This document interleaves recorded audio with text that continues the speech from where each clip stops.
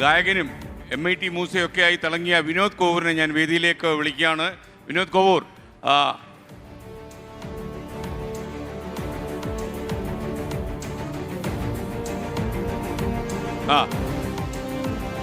നിങ്ങൾക്കറിയാം thank you, ഈ പുഞ്ചിരിവട്ടത്തും മുണ്ടക്കയിലും ഈ ഭാഗത്തൊക്കെ തന്നെ നമ്മുടെ പ്രധാനമന്ത്രി നരേന്ദ്രമോദി വന്നിരുന്നു. അദ്ദേഹം വന്ന് ഇവിടുത്തെ കാര്യങ്ങളൊക്കെ കണ്ട് മനസ്സിലാക്കി നമ്മളെ സഹായിക്കുമെന്ന് ഉറപ്പ് പറഞ്ഞിട്ട് അദ്ദേഹം പോയിട്ടുണ്ട്. ആ സമയത്ത് തന്നെ താടി പിടിച്ച് കുലുക്കിയ ഒരാൾ ഇവിടെയുണ്ട്, നൈസമോളാണത്. ആ നൈസമോൾ വന്നിട്ടുണ്ട്. ഒരുപക്ഷെ പ്രധാനമന്ത്രിയുടെ താടി പിടിച്ച് കുലുക്കാൻ കേരളത്തിൽ ഒരാൾക്ക് മാത്രമേ ഭാഗ്യം കിട്ടിയിട്ടുള്ളൂ, അത് ഈ നൈസമോളിന് മാത്രമാണ്. അപ്പോൾ നൈസമോള് ആ കുലുക്കിയ താടിയിലിരിക്കുകയാണ് നമ്മുടെ സാമ്പത്തിക സഹായം ശരിക്കും. ഓക്കെ, വരൂ നമുക്ക് നൈസമോളിനെ കുറിച്ച് നമ്മളൊരു സ്റ്റോറി തയ്യാറാക്കിയിട്ടുണ്ട്. അപ്പോൾ ആ സ്റ്റോറി ആദ്യം നമുക്ക് പ്രേക്ഷകരെ ഒന്ന് കാണാം. പ്രത്യേകിച്ച് ഇവിടെ ഇരിക്കുന്ന പ്രേക്ഷകർക്ക് വേണ്ടി മാത്രമല്ല, ലോകമെമ്പാടും ഇരുന്ന് ഈ തത്സമയം ആളുകൾ കണ്ടുകൊണ്ടിരിക്കുക. അവരെക്കാണ് ഇത് കാണാതെ പോയെങ്കിൽ നമ്മുടെ നൈസമോൾ ആരാണ് എന്ന് നമ്മളൊന്ന് കാണിച്ചു കൊടുക്കുന്നു. പ്ലേ.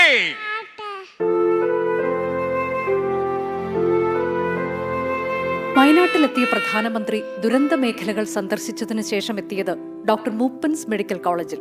പരുക്കേറ്റ് ചികിത്സയിൽ കഴിയുന്നവരെ ആശ്വസിപ്പിച്ച മോദി ഈ പൊന്നുമോളുടെ മുന്നിൽ ഒരു മുത്തച്ഛനെ പോലെയായി. അല്പനേരം നൈസയുടെ കളിചിരികൾക്കൊപ്പം നിന്നു.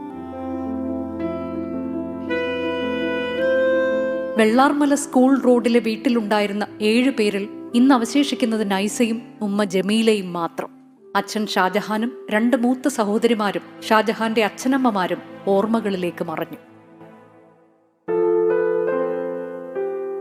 വന്നത് പ്രധാനമന്ത്രിയാണെന്ന് ഈ കൊച്ചുമിടുക്കിക്ക് അറിയില്ലായിരുന്നു. നഷ്ടപ്പെടലുകളുടെ വേദനകൾ അറിയാത്ത പ്രായത്തിൽ അവൾ വീണ്ടും കളിച്ചിരികളിലേക്ക് മടങ്ങുകയാണ്.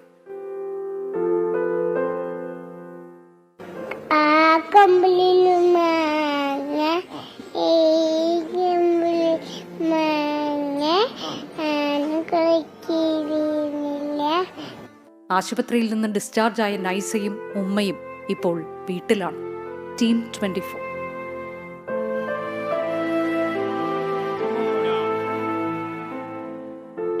നൈസമോൾ, എന്തൊക്കെയാ വിശേഷങ്ങള്? ഈ മയ്ക്കും വേണോ? ഓക്കെ, നന്നായി. സുഖാണ്, എല്ലാവർക്കും സുഖാണ്. അപ്പൂപ്പന്റെ താടി പിടിച്ച് കുലുക്കില്ലയോ? ചോദിച്ചായിരുന്നു. എങ്ങനെ ഉണ്ടായിരുന്നു താടി? എങ്ങനെ ഉണ്ടായിരുന്നു? നല്ല കട്ടിയുള്ള താടിയായിരുന്നോ? അല്ല, അങ്കിൾ വല്ലതും പറഞ്ഞോ? എന്താ പറഞ്ഞത്? നൈസമോളിന് ഡൽഹി ചെല്ലാൻ മന്ത്രിയാക്കാന്ന് പറഞ്ഞിട്ടുണ്ട്. ഉടനെ പോണോ നമുക്ക് ഡൽഹിയിലോ? എന്ത് മന്ത്രി എന്ന് വെച്ചാ ആരാ? മുട്ടായി വിൽക്കുന്നവരാ, മാമനാ? നമുക്ക് അങ്ങോട്ട് കൊണ്ടുപോകാം. മോളെ വിഷമിക്കണ്ട കേട്ടോ.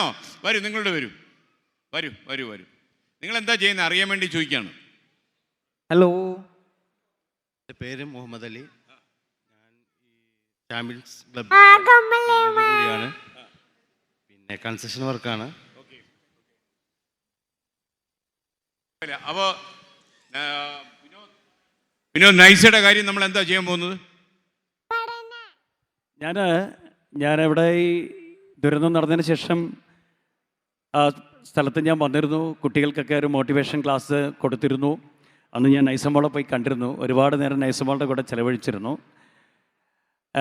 എനിക്കൊരു ആഗ്രഹമുണ്ട്, അത് ഞാൻ ശ്രീകണ്ഠൻ സാറോട് പറഞ്ഞിട്ടുണ്ട്. ഇപ്പോൾ നൈസമോളും ഉമ്മയും മാത്രമായിട്ട് നിൽക്കുകയാണ്. ഗവൺമെൻറ് അവർക്ക് വീടൊക്കെ വെച്ച് കൊടുക്കും എന്നുള്ള കാര്യം ഉറപ്പാണ്. നൈസമോളുടെ വിദ്യാഭ്യാസ ചെലവ് എനിക്ക് ഏറ്റെടുക്കണമെന്ന് വലിയ ആഗ്രഹമുണ്ട്. നൈസമോൾക്ക് ഏതുവരെ പഠിക്കാവോ അതൊക്കെ ആ പഠനം പൂർത്തിയാക്കാനുള്ള എല്ലാ ചെലവും ഞാൻ നിർവഹിച്ചോളാമെന്ന് എൻ്റെ മനസ്സ് പറയുന്നുണ്ട്. അത് ഉമ്മയും നിങ്ങളുടെ കുടുംബവും ഒന്ന് തീരുമാനിച്ച് എൻ്റെ വിവരം അറിയിച്ചു കഴിഞ്ഞാൽ ഇന്നു മുതൽ നൈസമോൾ എനിക്ക് പ്രിയപ്പെട്ടവളായിട്ട് മാറും. നേരത്തെ പ്രിയപ്പെട്ടവളായി.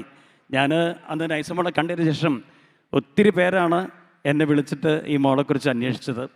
എനിക്ക് ഭയങ്കര ഇഷ്ടമുള്ള മോളാണ്, എൻ്റെയും ഭയങ്കര ഇഷ്ടമുള്ള മോളാണ്. എന്നെ മൂസക്കായി എന്നാണ് വിളിക്കുന്നത് കേട്ടോ. ഇത്ര ചെറിയ കുട്ടിയുടെ മനസ്സിലും ആ ക്യാരക്ടർ കിടക്കുന്നു എന്നുള്ളതും വലിയൊരു സന്തോഷമാണ്. നൈസമോൾ,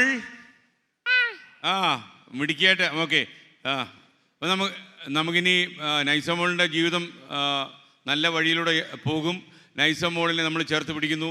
നൈസമോളെ പോലെ ഒരുപാട് മക്കൾക്ക് വിഷമമുണ്ട്. അതെല്ലാം നമ്മൾ പരിഹരിക്കാനുള്ള നമ്മുടെ ഉദ്യമത്തിൻ്റെ ഭാഗമായിട്ടാണ് ഇന്ന് ഈ ചടങ്ങ്.